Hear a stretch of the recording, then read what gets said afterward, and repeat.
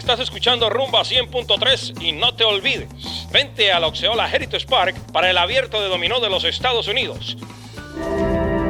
200 teams from around the world arrived in Kissimmee, Florida. Their goal, to take home the trophy and the title of champion of the USA Domino Federation Open. But only the strongest teams will remain, because from now on, there is no room for error, and any wrong move will prove to be fatal. Should be played over. We had the game all won. Ganamos de nuevo. Le ganamos dos veces.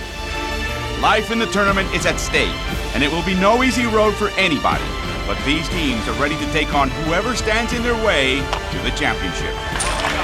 The USA Domino Federation Open on ESPN, next.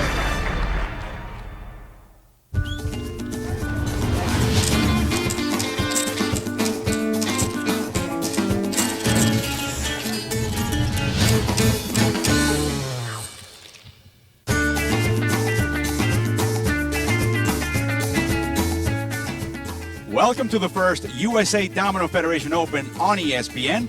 Alongside my domino partner, Casper Martinez, I'm Álvaro Martín. True to its commitment to this game, ESPN is proud to broadcast this tournament, showcasing some of the best teams from around the world. That's right, Álvaro.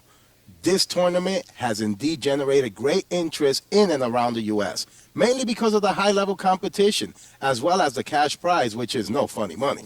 Well, based on what you saw in the preliminary rounds, Casper, what's been the most compelling aspect of the tournament so far? This tournament is in its baby stages. I mean, it's the first event organized by the newly created USA Domino Federation. I'm excited about the quality of players already in these first rounds. We're really going to learn a lot about these competitors. The preliminary rounds were tough, but after fierce competition, 4 teams survived, securing a place in the semifinals. Let's meet the players who will star in tonight's game.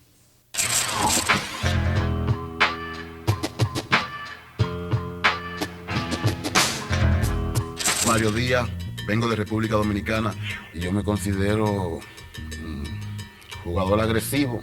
Soy Roberto Peralta, soy dominicano. En Filadelfia me dicen la defensa, porque siempre le doy la precisa.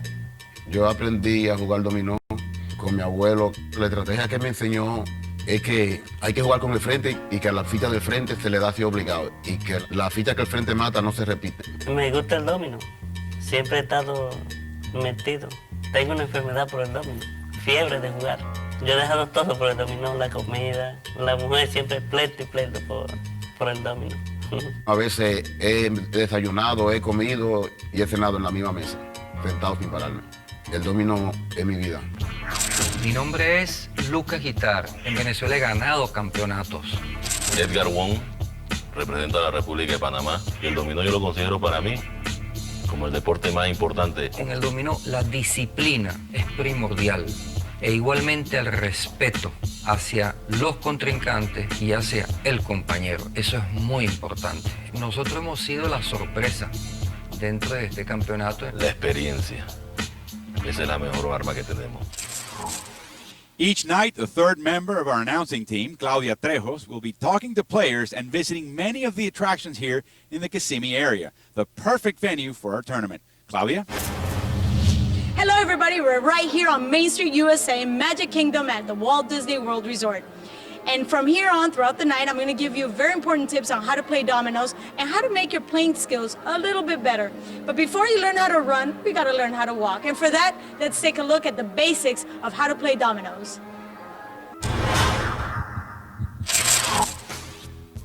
To play partners double six dominoes, we need a set of 28 tiles, 4 players, 2 teams.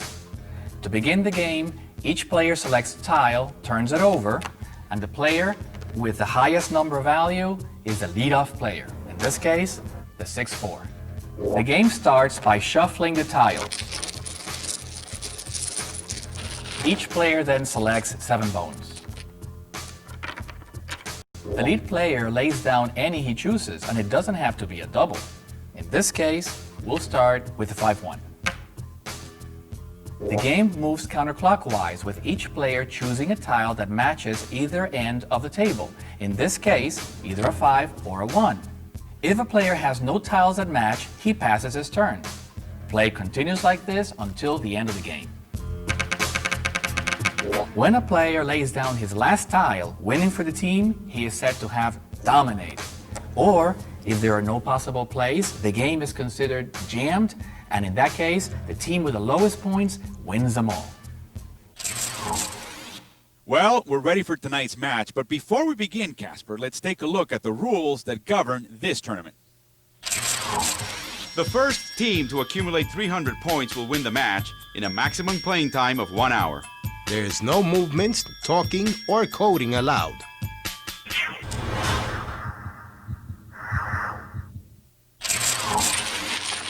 All set for hand one of semifinal one between the top-ranked red team of Roberto Peralta and Mario Diaz, and the fourth-ranked team made up of Lucas Guitard and Edward Wong, wearing blue. Let's take a look at the hands. Red has 5 of 7 ones. Blue has 3 doubles. Guitard has all 3 of those. That's right. Peralta starts with the double 6. Good one to start with.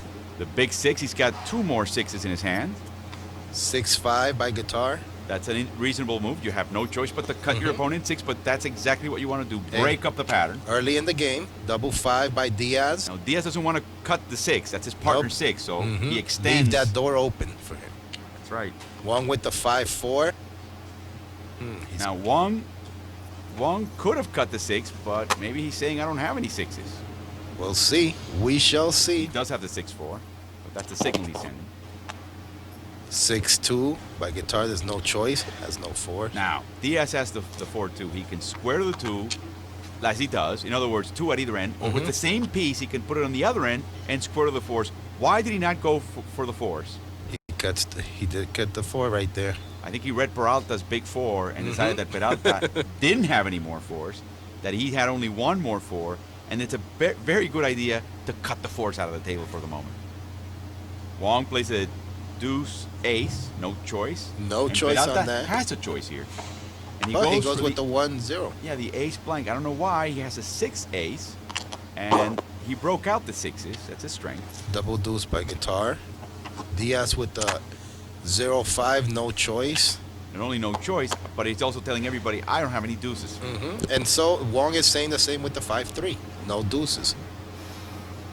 Now, Peralta has 2 out of the last 3 deuces, but better way to get that other deuce out than to squeeze it. Than to squeeze it, definitely.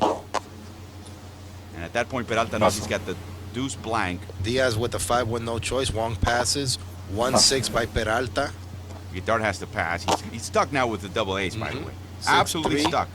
From Diaz, no choice. He has no deuce. 3-4 by Wong. He has no deuce. Guitard with the tray blank. And this is interesting because now we have 3 aces left and 2 trays out. Diaz with Wong passes. 4 ace. Pass. Peralta passes. Guitard will get rid of it, double tray. And what do we see now? Diaz can Diaz lock it can up win on either either end. corner, and he goes with the 3. And what do you call that? We call that capicu. Capicu. That's The right. last piece can lock up the game on either end. And Peralta and Diaz wins. The red team earns 22 points.